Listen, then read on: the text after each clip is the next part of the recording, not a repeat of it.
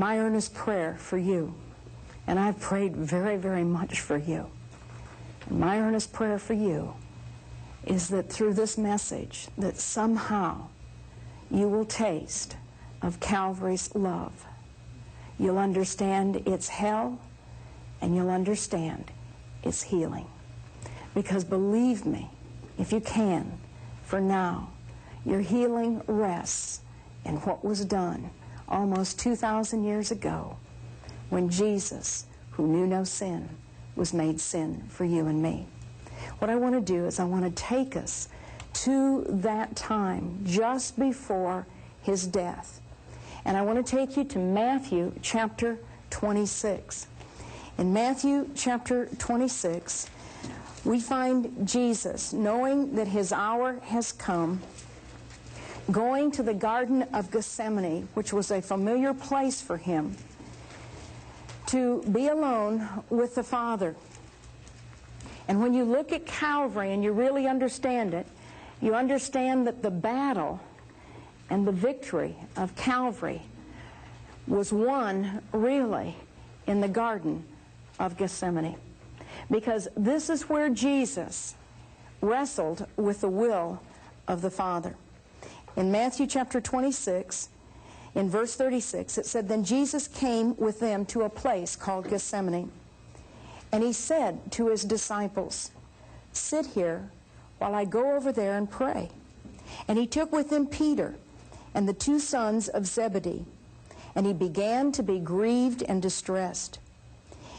And then he said to him, 'My soul is deeply grieved to the point of death. Remain here and keep watch with me.' And he went a little beyond them and fell on his face and prayed, saying, 'My Father, if it's possible, take this cup from me.' Once was not enough.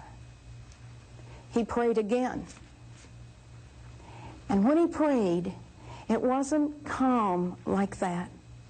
It wasn't Jesus reclining, as that famous portrait has, in a purple robe on a rock in that garden, looking up to heaven with the light of the moon coming down on him.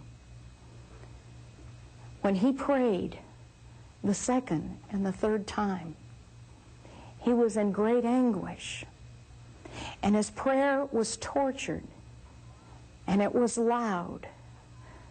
'Father, Father, take this cup from me.' And he wept profusely. Hebrews gives us the glimpse into this time. So if you'll keep your hands in Matthew chapter 26, and you will go to Hebrews chapter 5.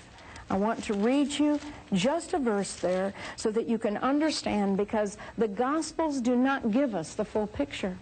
We don't see the full picture of what went on in that Garden of Gethsemane until we come to the book of Hebrews.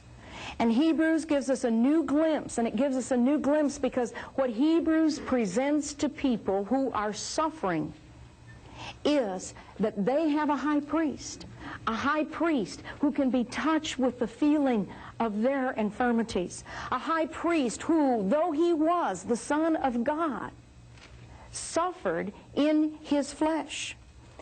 In Hebrews chapter 5, it says in verse 7, "In the days of his flesh he offered up both prayers and supplications with loud crying, and tears," and this is profuse tears, "to the one able to save him from death. And he was heard because of his piety. And although he was a son, he learned obedience from the things which he suffered." When Jesus was in that Garden of Gethsemane, he went to the Father 3 separate times, asking God if there were not another way to redeem man, if there was not another way that he could bypass the cross and still achieve that purpose for which he had come. Did he have to take the cup? Did he have to drink the cup? Oh, Father, can't you let this cup pass from me? What was in that cup? He was about to lift the cups that had all the dregs of all the things that have ever hurt you and wounded you and bruised you and marred you and disfigured you and scarred you and left you alone and bitter and rejected.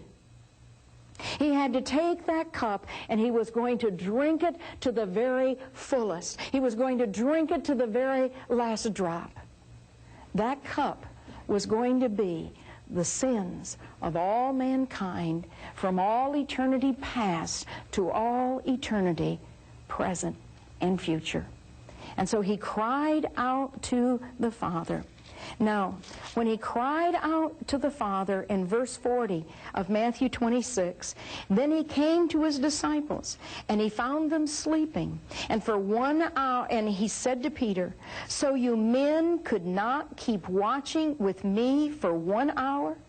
Keep watching and praying, that you may not enter into temptation. The spirit is willing, but the flesh is weak." Now, how did Jesus know that the flesh was weak?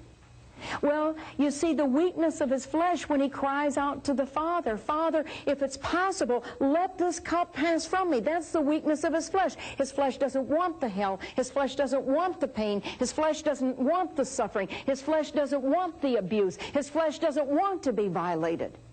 He's holiness. He's never tasted sin. He's never touched sin. He is pure and holy. He's without spot. He's without blemish. And his flesh does not want that.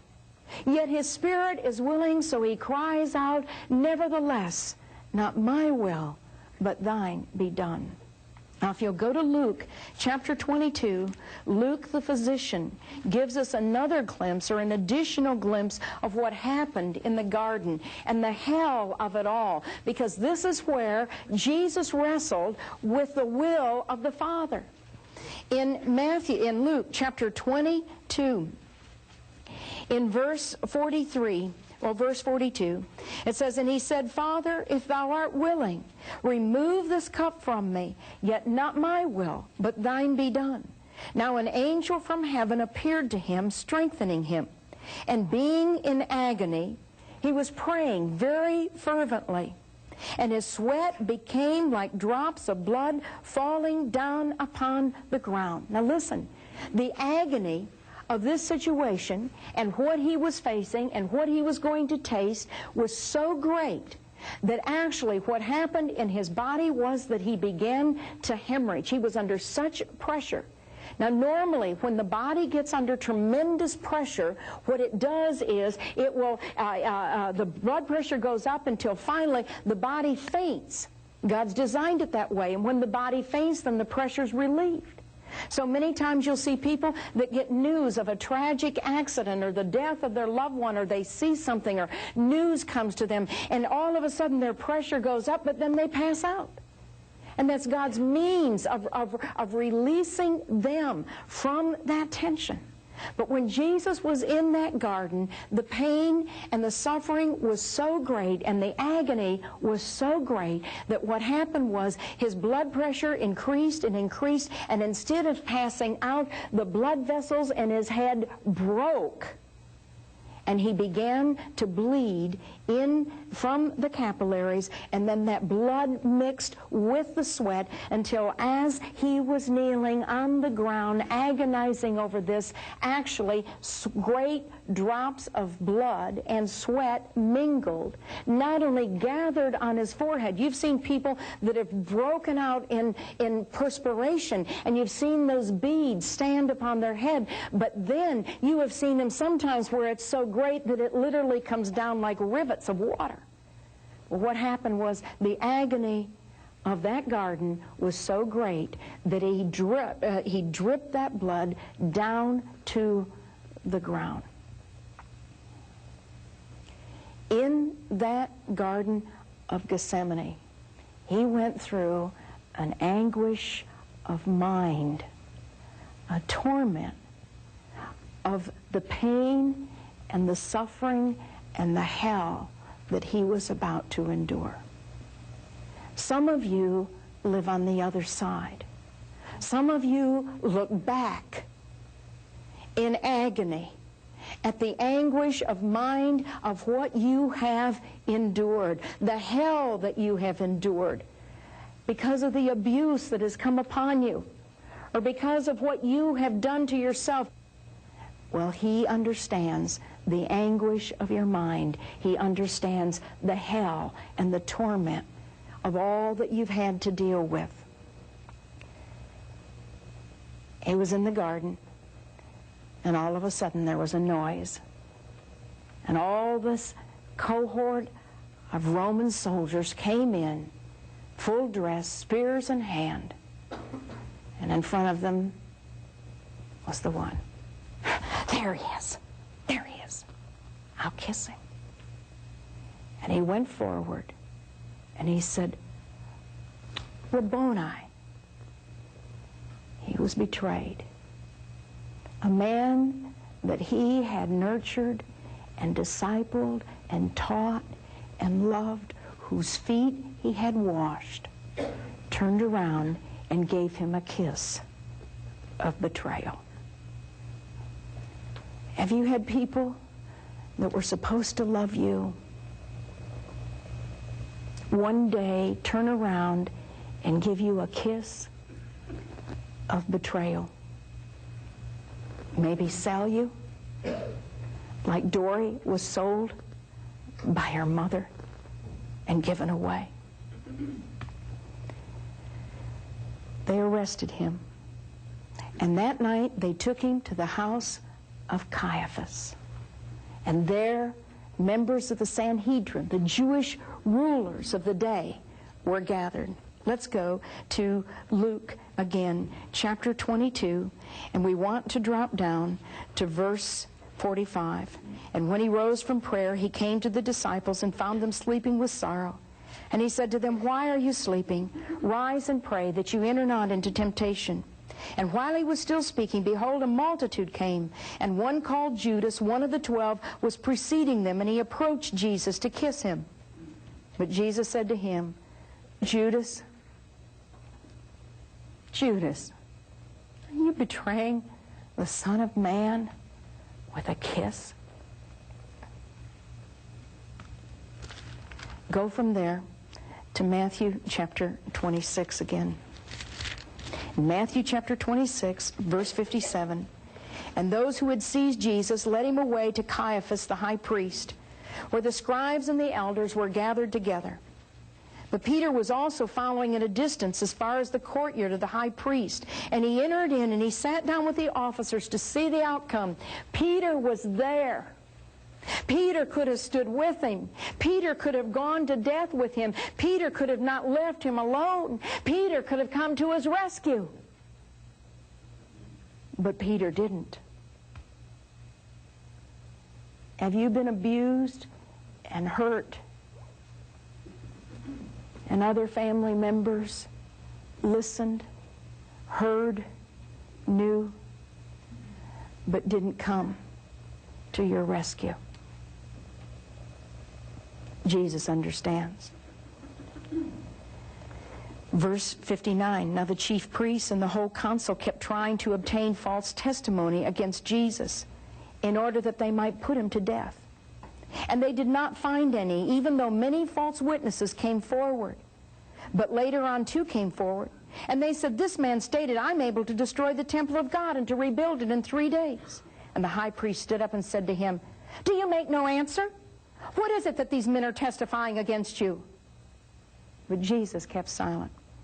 And the high priest said to him, I adjure you by the living God, that you tell us whether you're the Christ or not, the Son of God. And because the high priest had put him under oath, Jesus had to answer. And he said, you have said it yourself. Nevertheless, I tell you, hereafter you shall see the Son of Man sitting at the right hand of power and coming on clouds of heaven. And then the high priest tore his robes, saying, he's blasphemed. What further need do we have of witnesses? Behold, you've heard the blasphemy. What do you think? And the others said, he's worthy of death. He's deserving of death. And they just took their fists and they began to smack him. Back and forth and back and forth and back and forth. They took a blindfold and they wrapped it around him. Tell me, who spit on you, prophet? And that night, these men, these religious leaders, abused the Son of God. I know people whose fathers have been clergymen, who have stood in pulpits and then gone home and abused their children, some with their tongues, as these abused him, others with their fist, as these abused him. Others violated them sexually. That night, they made sport of him. Verse 67, then they spat in his face, and they beat him with their fists, and others slapped him and said to him, prophesy to us, you Christ, who is the one who hit you? Has somebody ever made sport of you while they hit you? Have they yelled and screamed as they've beaten you?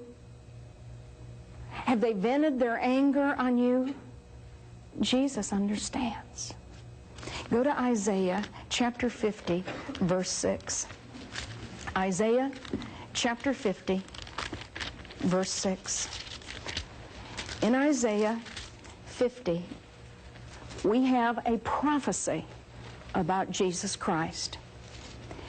When it happened, the scriptures don't tell us, but we believe that it happened this night in the house of Caiaphas.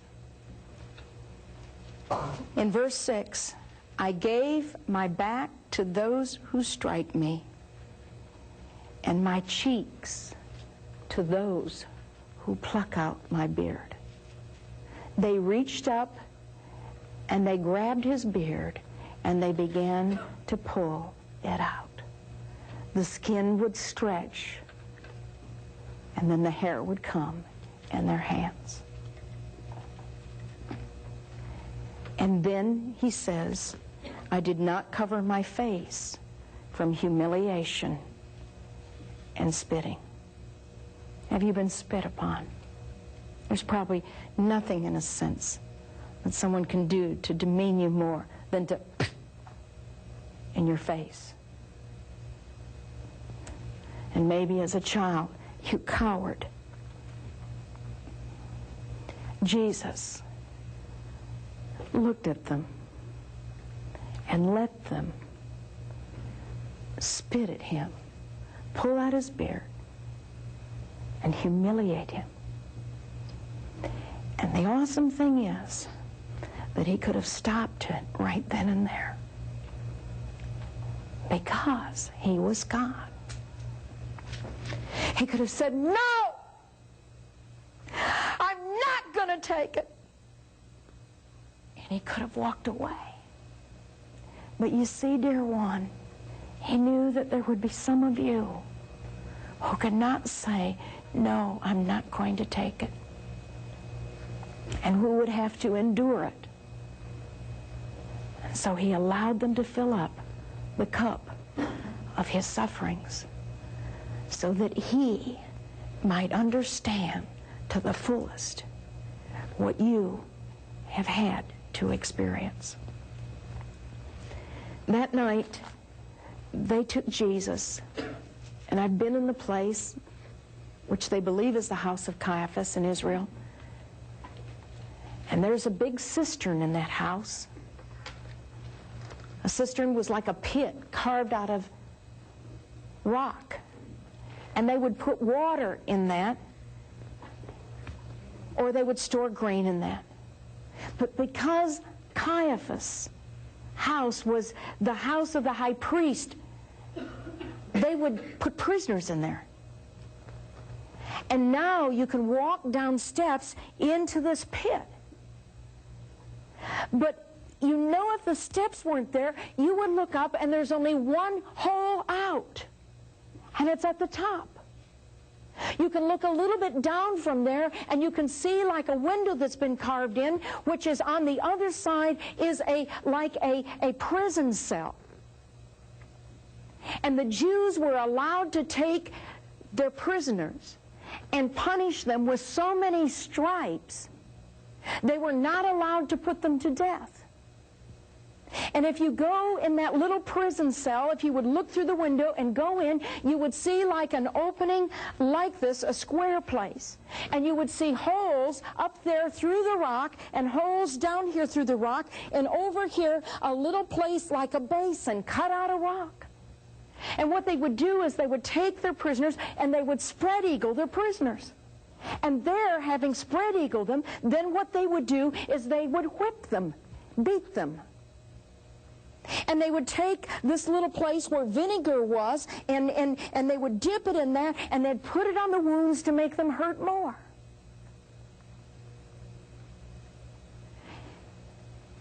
There's a psalm, and it says, I go down into the pit.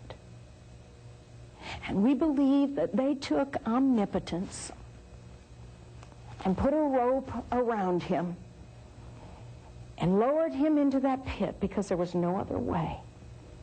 And then in the dark blackness of that night, in that pit, having sweat great drops of blood, having bled from his cheeks, bruised and swollen, and probably his back beaten,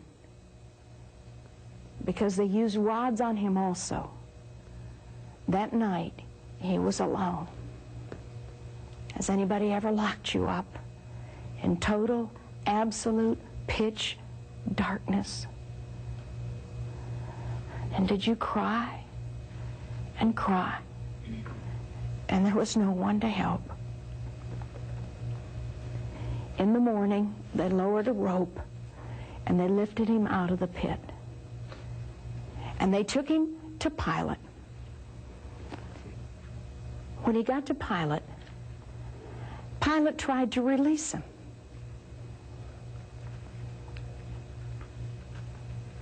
When he heard that Jesus was a Galilean, and he knew that Herod was in town for the festivities, because Herod was pro-Jew, he sent Jesus over to Herod. And when Jesus got to Herod, Herod was fascinated. He was hoping that he would do something to entertain him. Have you ever had to entertain evil? And that morning, as Jesus stood before Herod, Herod said, he's a king. Get one of those robes of mine. Let's put him on the king. And so they brought the king a robe. Now listen, this is a body that has been beaten. This is a body that has walked across that city, back and forth. Herod was disappointed. Jesus wouldn't do any miracles. He sent him back to Pilate, and he says, do what you want with him. Pilate had said to the crowd at the feast, I'll release for you a prisoner. Who do you want? Do you want Jesus or do you want Barabbas? Give us Barabbas! Give us Barabbas! And what should I do with him? Called Jesus. Crucify him! Crucify him! Crucify him! Have you ever felt totally alone?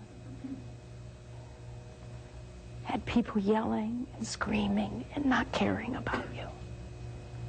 He understands. Pilate turned him over to the soldiers. The soldiers took him downstairs and took off the robe that Herod had given him. And with that robe off, they then began to scourge him. They took a stick with 9 leather straps, going out, and just so many inches from the end, one hook of metal or bone, and on the very end, another hook of metal or bone. And Jesus, stripped down, then began to take the scourging. And the whip would come down, and as it came down, what would happen is they would catch the back of the person, the first hook. The last hook then would wrap around the person. So it would come down and anchor in the flesh, and then the scourger would rip it back, and as he ripped it back, 2 hooks on every strap, 18 hooks now, pulling that flesh off the back. By 15 to 20 good, solid strokes, the skin was hanging in strips, in shreds, down his flesh, down his back. As it came down on the back, it would also wrap around the stomach. So when he would pull it back, it would begin to pull the flesh off the stomach. The back would begin to spout blood quicker than the stomach, because there's very little fat back here, and there's muscle, and underneath there's arteries. There is a fountain filled with blood, drawn from Emmanuel's veins, and sinners plunge beneath that blood, lose all their guilty stains. Not only were they stripping off his back, but when they did this, and they were allowed to do it as long as he was still alive, they began to disembowel the abdomen so that it was raw and open, and you could see the intestines.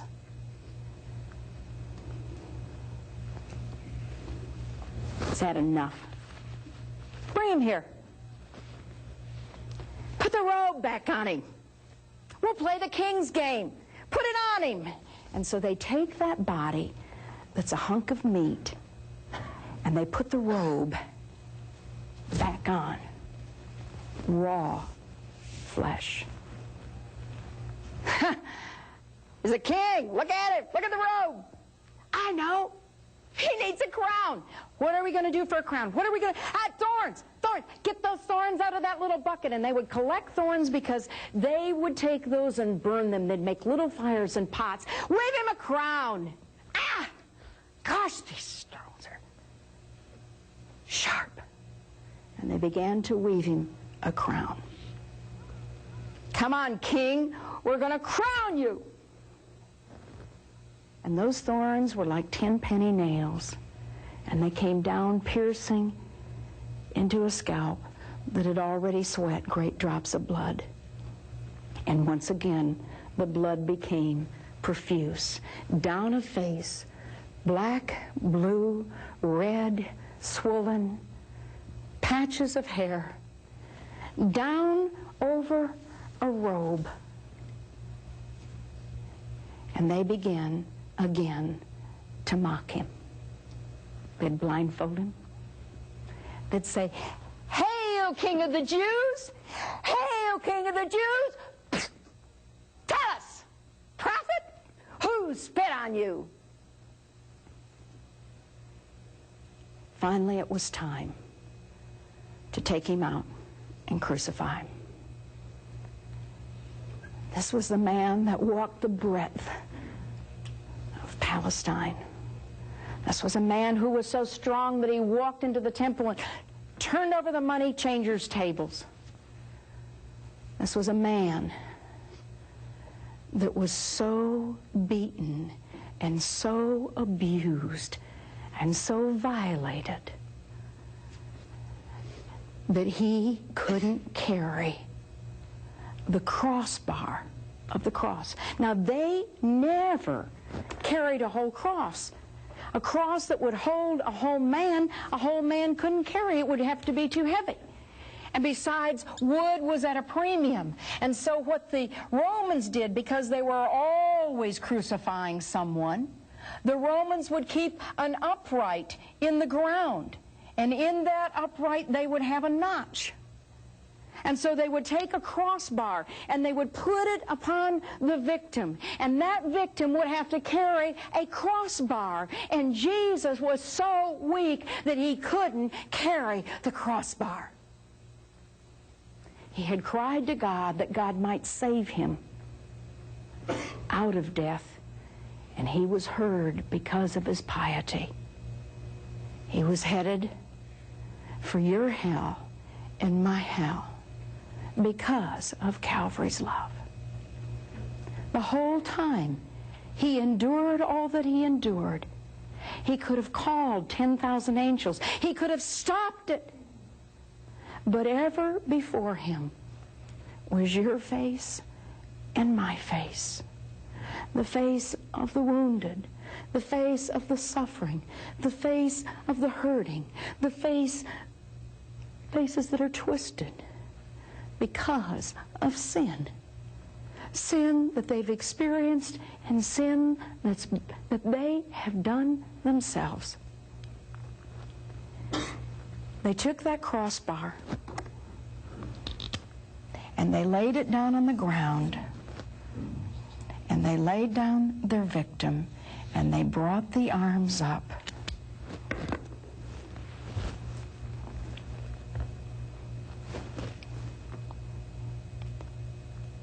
I saw a movie. It was called A Town Called Alice. And they took an Australian, Japanese did, in the war. And they put him up against like a barn door. And I saw him take the hammer and put it through the wrists. And that's what they did with Jesus. The hammer came down with the nail, and it went right through here.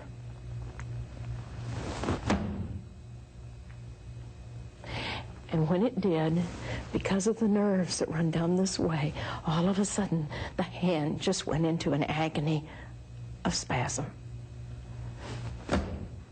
And the second hand and the nail. Now they take him off the ground, one man on each side with that crossbar, and they lift him up. And as they lift him up, he's suspended on two nails.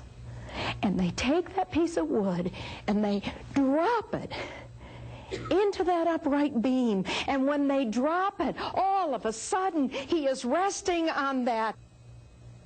And then they have to move fairly quickly because he's suspended by two nails.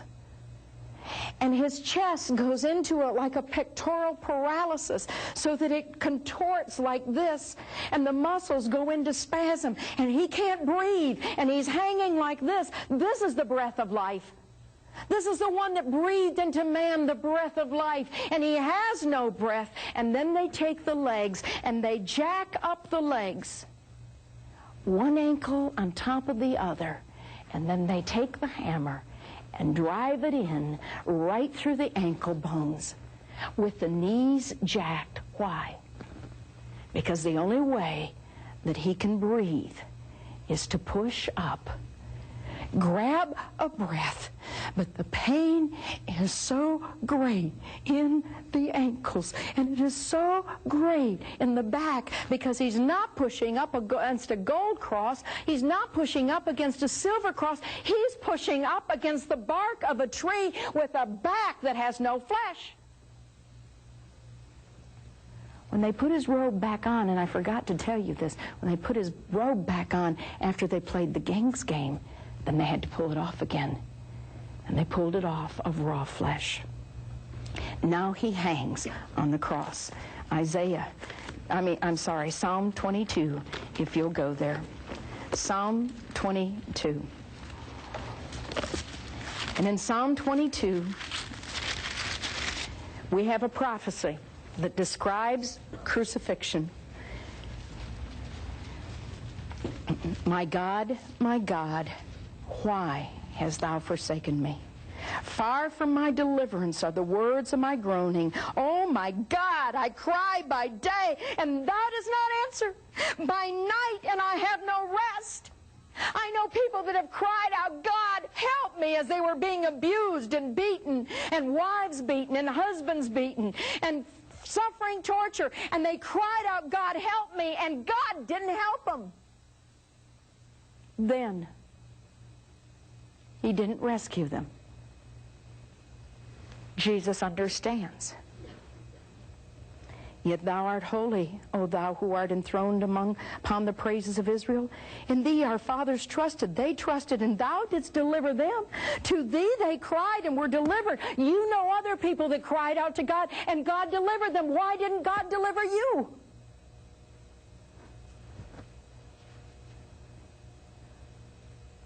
God had something else in mind.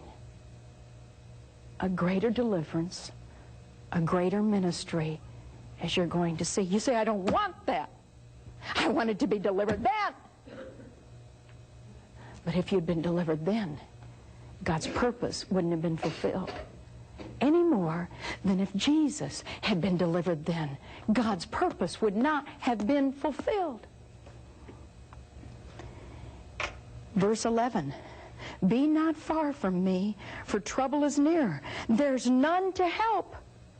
Many bulls have surrounded me. Strong bulls of Bashan have encircled me. They open wide their mouth at me as a ravening and roaring lion. The bulls of Bashan would get their victim in the center, and then they would come with their horns, and they'd catch that victim and toss it. And another bull would come in and toss it, and they would play with their victim. He says, I am poured out like water. All my bones are out of joint. My heart is like wax. It's melted within me. In crucifixion, what happens is the body is in such contortions that the heart moves out of its normal place. Bones out of joint, shoulders out of joint, elbows out of joint, and the pain is tremendous, and the muscles are taut, and you can count every last bone. You're poured out like water. My strength is dried up like a potsherd, and my tongue cleaves to my jaws because the tongue swells and fills the mouth. They pierce my hands and my feet. I count all my bones. They look, they stare at me. They divide my garments among them, and for my clothing they cast lots. Do you know why? Because he was totally and absolutely naked on the cross. Have you been exposed to the eyes of men that would sneer and curl the lip at you? You trusted in God? Let God deliver him.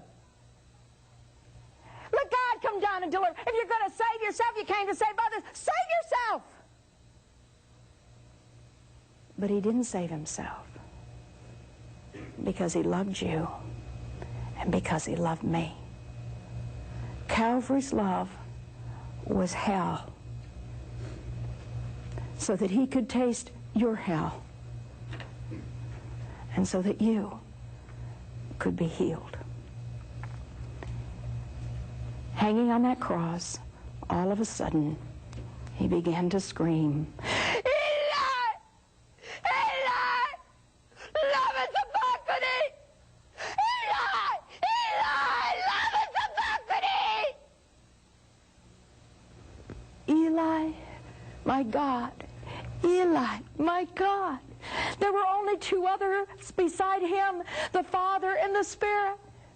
Why have you forsaken me? He was despised. He was rejected. Have you been rejected by your family? Have you been rejected by your friends? Have you been rejected by your parents?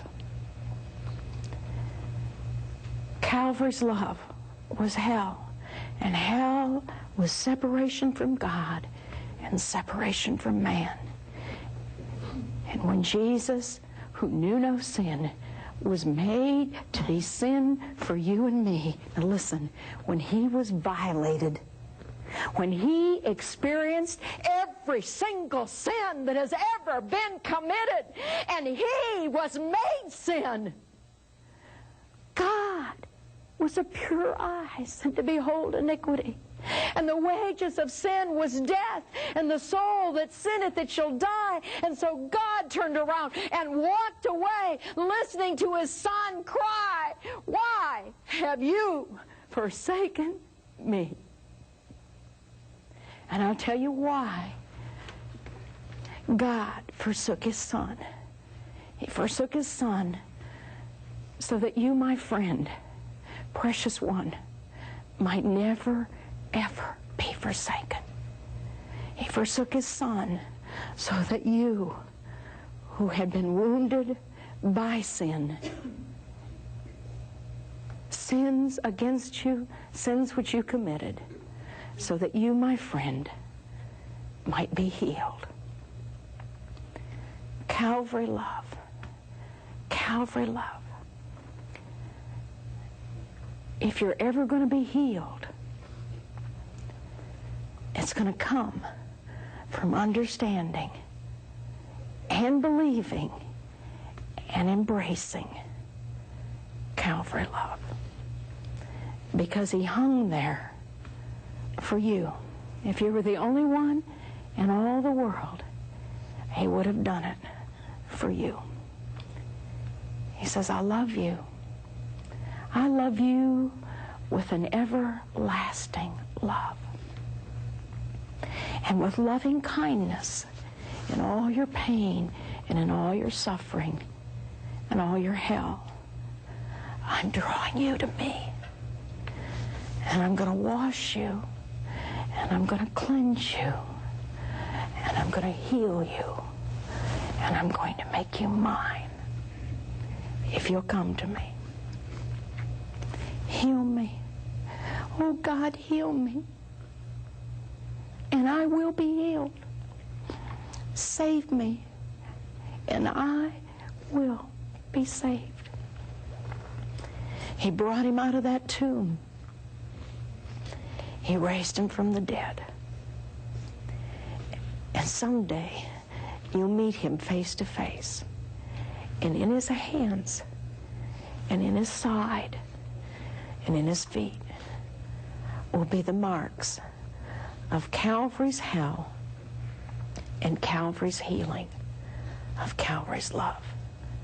When they put the spear into the side and the blood and water came forth, it was a sign that he had died of a broken heart. His heart was broken so that yours might be mended. His name is Jehovah Rapha, the Lord God who heals. Let's pray. Father, oh Father, if I didn't believe what I've taught, I could never offer hope to people who have been so horribly wounded. filled with anguish because they feel forsaken and forgotten. Oh Lord, heal us. In your name we pray. Amen.